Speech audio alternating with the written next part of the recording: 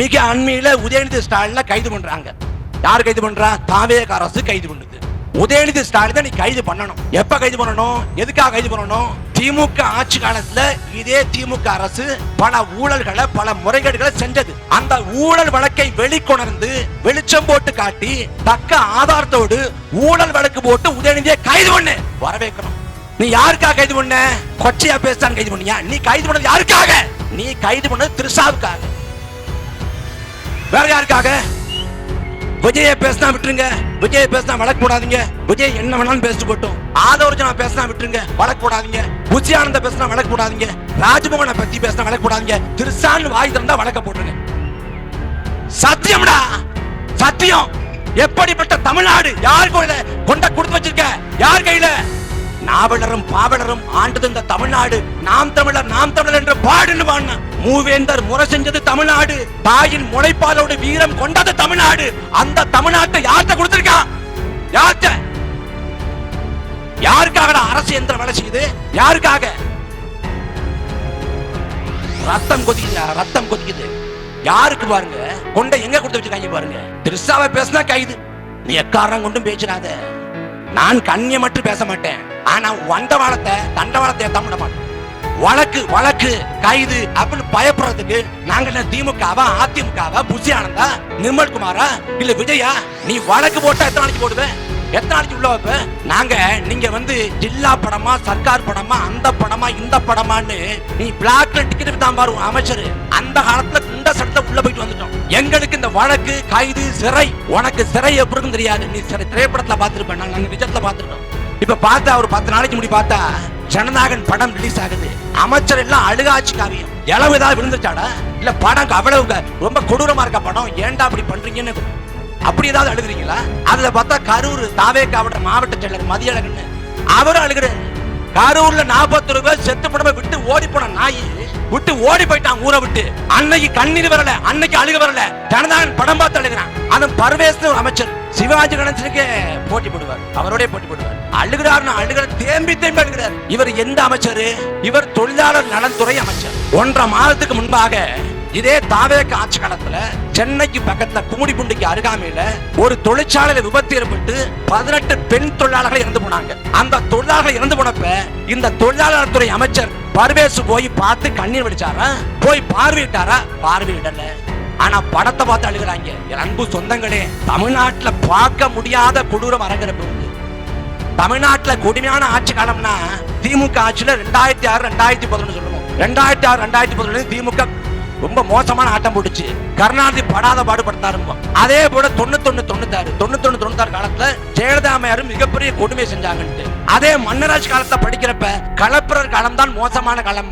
ஆனால் இந்த எல்லா காலத்தையும் மிஞ்சுகிற மாதிரி 2026 31 வரைக்கும் தமிழ்நாடு பார்க்காத பேரவலத்தை சந்திக்காத துன்பத்தை அனுபவிக்கும். நாம் தமிழக கட்சி சொல்கிறது தாவேகாவின் ஆட்சி 5 ஆண்டு காலம் இருக்கணும், கலைஞ்சிடவே கூடாது. 6 மாசத்துல 1 வருஷத்தை கலைஞ்சு போச்சுன்னா மறுபடியும் ஒப்பாரி ஐயோ என் ஆட்சியை கலைச்சிட்டாங்க அப்படின்னு தளபதி ஃபீல் பண்றாரு. ஓட்ட போட்டுருவோம். வேண்டாம் சாமி, 5 ஆண்டு காலம் அனுபவி. ஆளுமை திறன் தலைமை பண்பு இல்லாத தவிட்டு தற்கொலைகள் ஆண்டா எப்படி இருக்குன்னு நீ பாரு. கரண்ட் பில் ஏறுது, ஏறினா என்ன பண்றது? பக்கத்துல உட்கார்ந்து விசிலடி. கரண்ட் இல்ல, நீ தான் விஜய்க்கு பெரிய விசிறி ஆச்சே, விசிறு. அனுபவி அனுபவி. ஏன்னா மக்கள் நலம்ங்கிற ஒன்று துடி கூட இல்லாத ஆட்கள்கிட்ட ஆட்சியை கொடுத்துட்ட. பட்ஜெட் போடுறான், 2 நாள் பட்ஜெட் போடுறான். இந்த ஒரு படம் வரும், சுந்தரராஜன் ஒரு படத்தை நகைச்சுவை பண்ணுவாரு. ஒரு தாளை கொடுப்பாரு, பக்கத்துல ஒரு ரோட்ல நடந்து போற ஆள்கிட்ட கொடுத்தவன இப்படி பரட்டுவார், பரட்டினவனே அதுல ஒண்ணும் இல்ல கீழே போட்டுருப்பாரு. பட்ஜெட் ஒண்ணுமில்லாத பட்ஜெட்டுக்கு திருப்பதி வரைக்கும் போயிருக்காரு. திருப்பதி வெங்கடாசலபதிக்கு அவர் எந்திரிக்கிற மாதிரி இருந்துச்சுன்னா எட்டி ஓச்சு விட்டுருப்பாரு, எடுத்துட்டு போ மூதேவின்னு. பட்ஜெட்ல வேளாண் பட்ஜெட்ல ஒரு புரட்சிகரமான திட்டம். என்ன திட்டம்? வாழைக்கு முட்டை கொடுக்கக்கூடிய திட்டம். வாழை கொலை தள்ளும் போது அப்படியே சரிஞ்சிருது, சாஞ்சிருது. அப்ப கஷ்டப்படுது வாழை.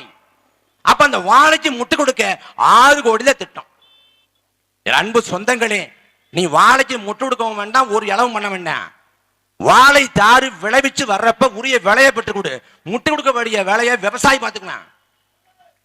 நீ வாழைக்கு முட்டை கொடுக்க வேண்டாம், அந்த கோழைக்கு வேணா முட்டை கொடுத்துட.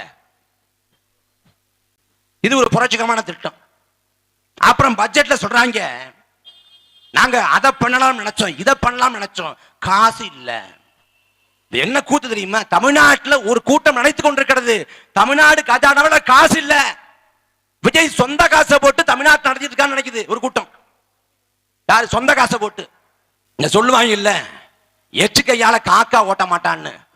அந்த மாதிரி ஒரு ஆளு தமிழ்நாட்டு முதலமைச்சர் விஜய். அவர் சொந்த காசை போட்டு தமிழ்நாட்டை நிர்வாகம் பண்றாராம். அன்பு சொந்தங்களே, கரூர்ல இறந்து போன குடும்பத்துக்கு 40 லட்சம் அறிவிக்கப்பட்டது. மொத்தமா எல்லா கட்சிகளும் சேர்ந்து, மத்திய அரசு மாநில அரசு சேர்ந்து 40 லட்சம் கொடுத்துருச்சு. 40 லட்சம் கொடுக்கப்பட்ட பிறகும் அரசு வேலை தர்றேன் அப்படின்னு விஜய் அறிவிக்கிறார். எதுக்கு?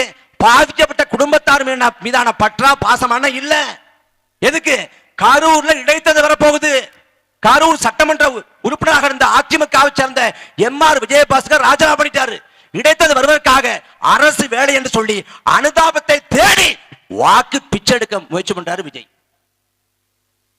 அதே சமயத்தில் இறந்து போனவங்க குடும்பத்துக்கு 40 லட்சம் வரைக்கும் கிடைக்கப்பட்டு விட்ட பிறகும் அரசு வேலை தரணும்னு சொல்லுது தாவேக அரசு. அந்த கரூர் விபத்துல பேரவலத்துல சிக்கிக்கொண்டு காயம்பட்டான் பாருங்க, காயம்பட்டு மருத்துவமனையில் சிகிச்சை பெற்று வீடு திரும்பினான் பாருங்க, அவன் எண்ணிக்கை மட்டும் 104 பேர். அந்த 104 பேருக்கும் தலா 2 லட்சம் தருவதாக தாவேகாவின் சார்பாக அறிவிக்கப்பட்டது. இந்த நொடி வரை ₹1 காசு தரல. யாரு? இந்த பரமாத்மா விஜய். ஏன் காசு தரல? அன்னைக்கு அரசு வேலை தரணும் சொன்ன நீங்க சிகிச்சை பெற்றவனுக்கு ஏன் 2 லட்சம் காசு தரல? ஏன்னா அது பேசு பொருள் அல்ல, அது அரசியல் அல்ல, அது விவாத பொருள் அல்ல, வேற எந்த காரணமும் கிடையாது. எப்படிப்பட்ட ஆட்கள் பாருங்க தமிழ்நாட்டில் இன்னைக்கு அமைச்சரவையில். ஒவ்வொருத்தரும் ஒவ்வொரு டிசைன். அதிமுக ஆட்சியில் ஒரு செல்லூர் ராஜு, தாவேக ஆட்சியில் செல்லூர் ராஜுல செல்லூர் ராஜு ஸ்கொயர் ஸ்கீப். செல்லூர் ராஜு பரவாயில்ல தோடுதுங்க. விசித்திரமான அமைச்சரவை, தமிழ்நாட்டு வரலாற்றில் பார்க்காத ஒரு பேரவலம். அன்பு சொந்தங்களே, நம்மோடு வாழ்ந்து மறைந்த பெருந்தகை ஐயா நல்லக்கண்ணு, நல்லக்கண்ணுவின் வரலாறு கொண்டாடத்தக்கது, போற்றத்தக்கது. ஒரு சகாப்தம். ஐயா நல்லக்கண்ணு தேர்தல் களத்துக்கு வந்தார். 3 முறை தேர்தல் களத்திலே போட்டி போட்டார்.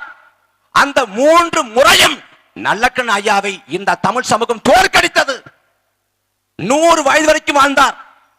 வாழ்ந்த பிறகு, மறைந்த பிறகு என் உடலுக்கு பெரிய நினைவாலயம் கட்டி எழுப்புங்க, என் கல்லறையை பெரிய அளவில் கட்டி எழுப்புங்க அப்படின்னு நல்லக்கண்ணு ஐயா சொல்லல.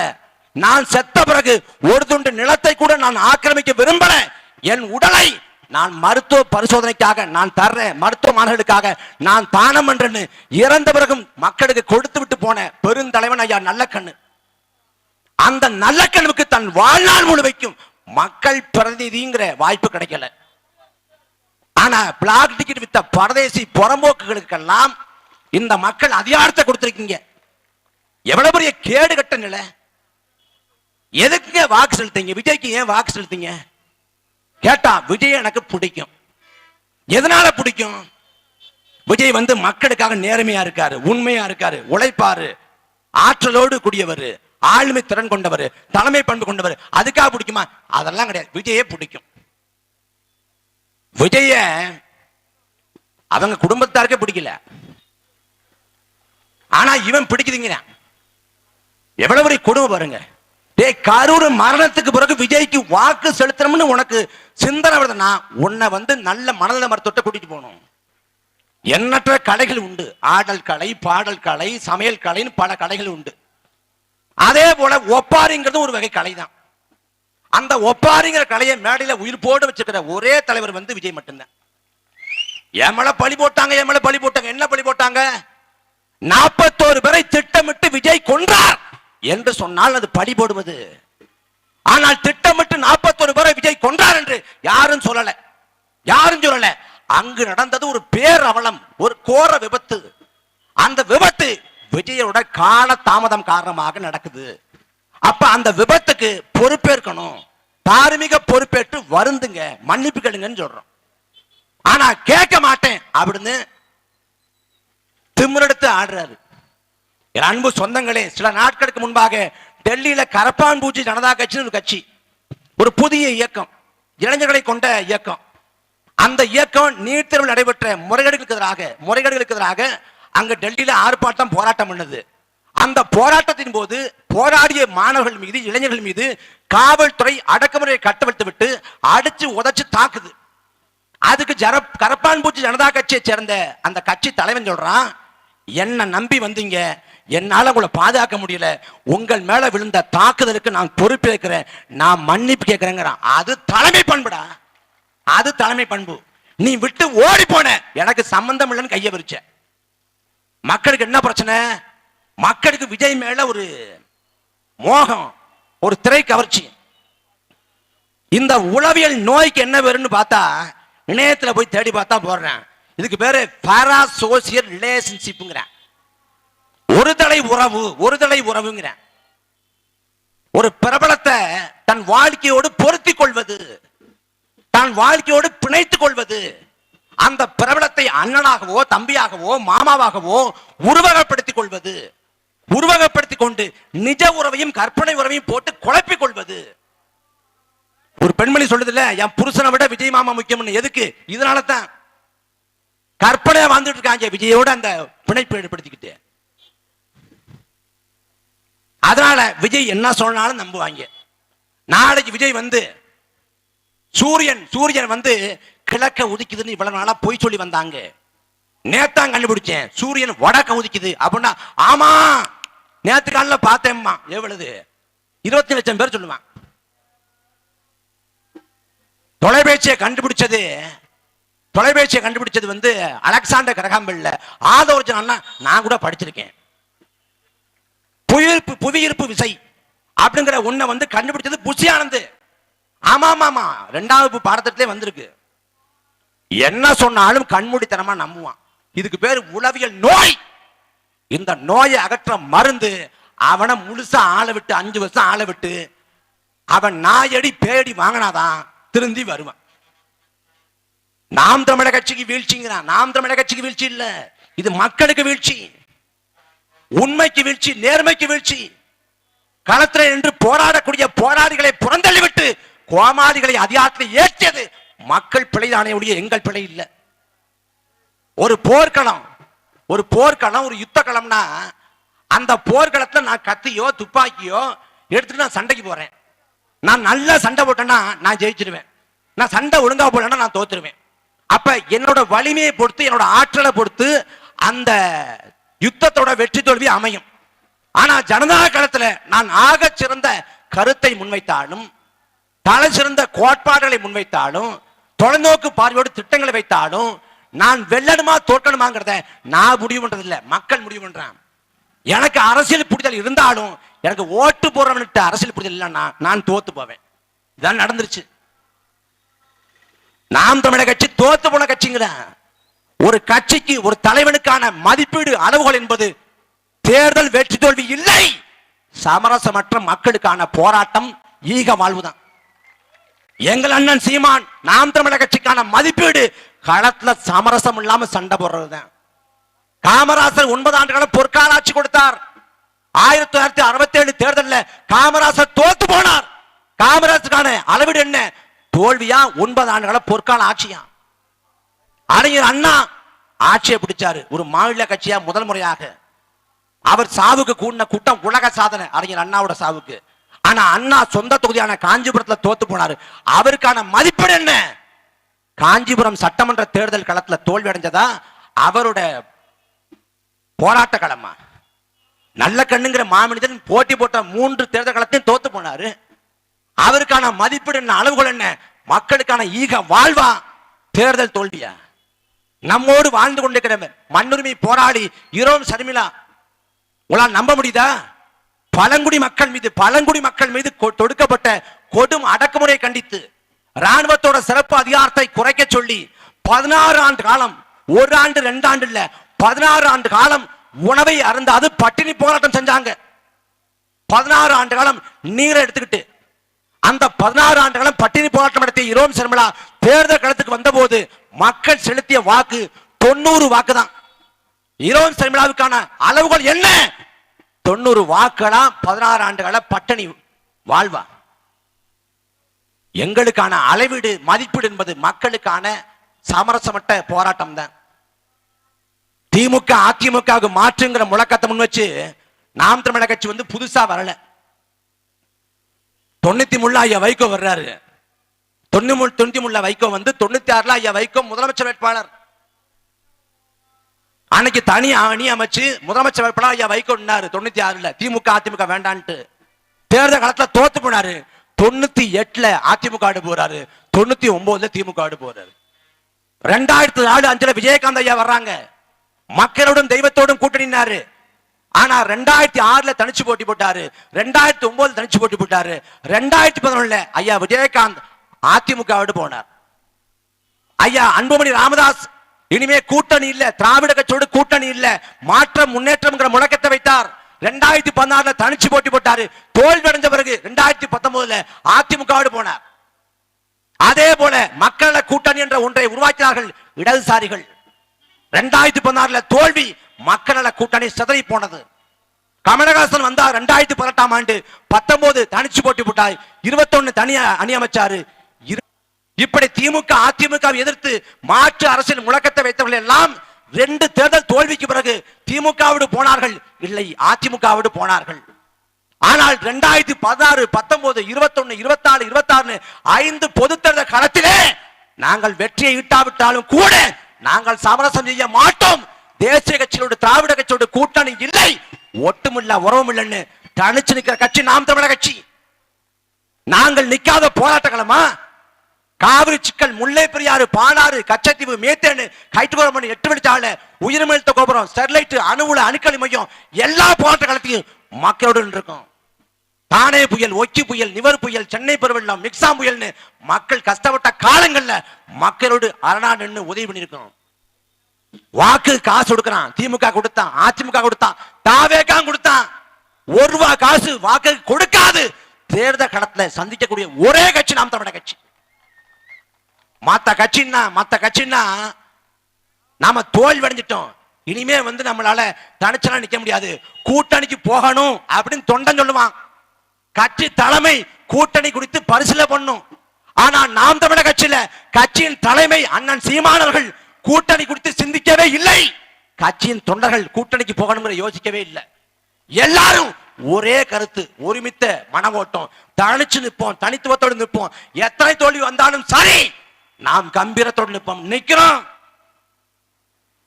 நீ ஆட்சியை பிடிச்சிட்ட, ஆளுங்கட்சி ஆயிட்ட, தாவேக்கா ஆணவத்துல அகம்பாவத்தில் தலகால் புரியாம ஆடுற. ஆனா உன்னால் நிம்மதியா இருக்க முடியல. ஐயோ சீமான் எப்படி பேசுறாரு, சாட்டை எப்படி பேசுறாரு, இப்படி பேசுறாரு, அப்படி பேசுறாரு, பதற. நாங்கள் தோல்வி அடைஞ்சோம், வெற்றி பெறல, ஆனால் திமிரோடு நிக்கிறோம்டா. ஏன்னா எங்களை வாழ்த்து வளர்த்தெடுத்த தலைவன் அப்படி. எங்க தலைவன் பெற்றெடுத்த தவ புதல்வன் எங்கள் தம்பி பாலச்சந்திரன் கைக்கு எட்டுகிற தூரத்திலே வைத்து மார்புக்குள்ளே தோட்டாவை செலுத்தினான் சிங்கள நாய். தம்பி பாலச்சந்திரன் செத்து கிடந்தான்டா. அந்த காட்சியை பார்த்தோம்டா. அதை விட வீழ்ச்சி. நாங்க முடிவெடுத்து நிக்கிறோம். வாக்கு செலுத்துறது செலுத்தாத அப்புறம். நாங்கள் பூமிக்குள்ளே போகிற போது பெருமிதத்தோட புலிக்கொடியோடு போவோம்டா. யாரையும் அண்டி பிழைக்கணும், யாரையும் நம்பி பிழைக்கணும் எந்த அவசியம் மாயிரும் கிடையாது. நாம் தமிழர் கட்சி கம்பீரத்தோட தனித்துவத்தோடு நிற்கும். நாம் தமிழர் கட்சியை இனிமையாவது புரிந்து கொண்டு வாக்கு செலுத்தினால் தமிழ்நாட்டுக்கு விடிவு பிறக்கும். இல்லை மறுபடி தாவேக்காதான்றா தமிழ்நாடு தற்கொலை நாடாக மாறி போகும். அவ்வளவுதான் செய்தி. அது ஒரு கட்சி, விஜய் ஒரு தலைவன். விஜய் பேசாதீங்க, கோவப்பட்டு ஓட்டு போடாம போயிடுவாங்க. நாங்க பேசி கிடிச்சு தொங்க விட்டு தாண்டா 108 இடத்துல சுருக்கணும். நாம் தமிழர் கட்சி பேசுறதாலதான் பெரும்பான்மை கிடைக்கல. நாங்க தான் அம்பலப்படுத்தணும். ஏன்னா எங்கள் நிலைப்பாடுகள், எங்கள் கோட்பாடுகள் எப்போதும் சரியா இருந்திருக்குது. நாங்க திமுக போல அதிமுக போல ஆட்கள் நாங்க இல்ல. மாற்றம் வேணும்னா நீங்க மாறணும். ஆனா இது வந்து மாற்றம் இல்ல, கேடுகட்ட நாற்றம். எங்களுக்கு முதலே அடிச்சிருச்சு, நாற்றம் அடிக்குன்னு சொல்லிட்டோம். உங்களுக்கு மணக்குது இல்ல, வாசனமா இருக்கேங்கிறீங்க. இன்னும் 1 வருஷம் பாருங்க, 1.5 வருஷம் பாருங்க, விஜய்க்கு ஓட்டு போட்டவனே நடுத்தருக்கு வந்து நாற்றம் அடிக்குது. அப்போதும் களத்திலே நாம் தமிழர் கட்சி நிற்கும். நாங்கள் என்னைக்கும் களத்தை விட்டு போக மாட்டோம். மக்கள் நடந்த புறந்தடி நிற்க மாட்டோம். மக்களுக்காக, மண்ணுக்காக நாங்கள் போராடுவோம். எங்களுக்கு இந்த மக்களை விட்டால் நாதி இல்லை, மக்களுக்கு எங்களை விட்டால் நாதி இல்லை. இந்த தமிழ்நாட்டில் தமிழர் வளம் அழித்தொழிக்கப்படுது, தமிழர் நலம் காவு கொடுக்கப்படுதுன்னா களத்தில் இருக்கிற முதல் படை நாம் தமிழர் படைதான். ஆடு மேய்க்க கூடாது, மலைகள்ல போய் ஆடு மேய்க்க கூடாதுன்னு சொன்னப்ப முதலாக களத்துல இறங்கி ஆடு மாடுகளில் ஆடு மேய்க்கிற அதை உருவாக்கியது, முன்னெடுப்பை செஞ்சது அண்ணன் சீமான். கல்லிறக்க தடைனப்ப அண்ணன் சீமானே மரத்துல ஏறி கல்ல இறக்குனாரு. அண்ணன் சீமான நீங்க புரிஞ்சுக்கல. 17 லட்சம் மக்கள் தான் வாக்கு கொடுத்தாங்க. இது போதுமானது இல்ல. அழகும் நிறைவும் கொண்ட வாழ்க்கையை சொர்க்கத்தில் இல்லாம நாம் வாழ்ற பூமியில படைக்க பாடுபடுறேன் அப்படின்னு ஐயா ஜீவா சொன்னாங்க. அதே போல சொர்க்கம் போல நாட்டை படைக்கணும்னு நினைக்கிறோம். ஆனா அதிகாரம் கைவரப்படல.